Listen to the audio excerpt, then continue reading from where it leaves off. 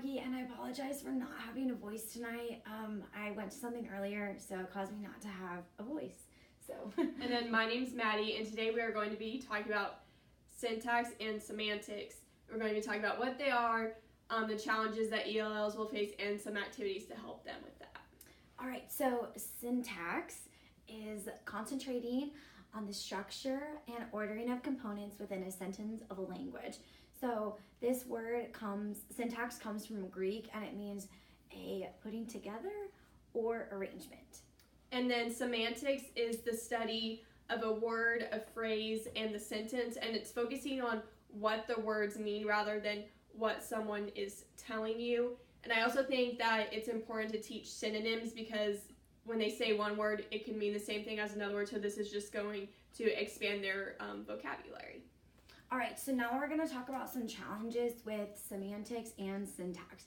So a challenge for syntax would be being able to break up a sentence and just knowing the structure and use of grammar. And then I think with semantics, and especially with like ELL students, since they are learning a new language, they're going to know what they want to say in their brain, but then when they go down to write it on a piece of paper, it'll be challenging for them because they won't know how to write the structure because there's so many rules to follow, and so they're just going to get everything all scrambled up and it's not going to be how it should be. And so then this is when we as teachers come in, we just need to be patient with them, and then this is when we're going to do activities with them to help them.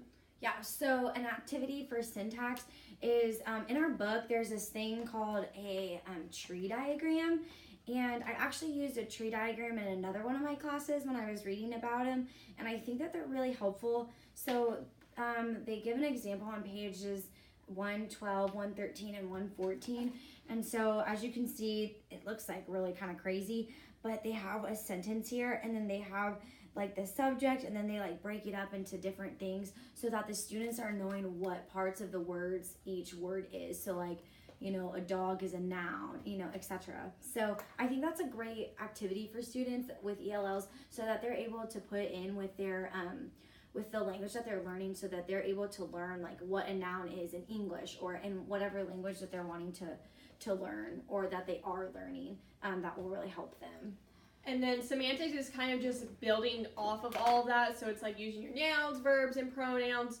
You're using all of that. And then also in our textbook, they use a lot of like tables. Like on page 128, the sentence, Mary saw a fly on the wall. Well, the wall is the location where the fly was. Mary was the one experiencing the fly. And then they also use like a diagram. It's kind of like a family, looks like a family tree. So they start with a living thing, and then you have a plant and a creature. Well, what type of plants are there? There's vegetables, flowers, and trees. Or you could even go over here and have them make a diagram or like a bubble map. And like, what's a schnauzer? Well, that's a type of terrier. A terrier is a dog, which is an animal, and a creature, and then it just goes on and on and on.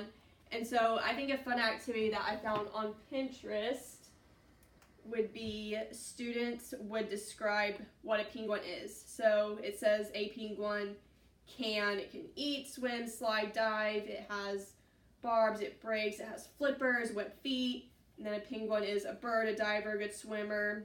And then using those, they can create a sentence or even write a short story. And then they can make their own penguin using construction paper.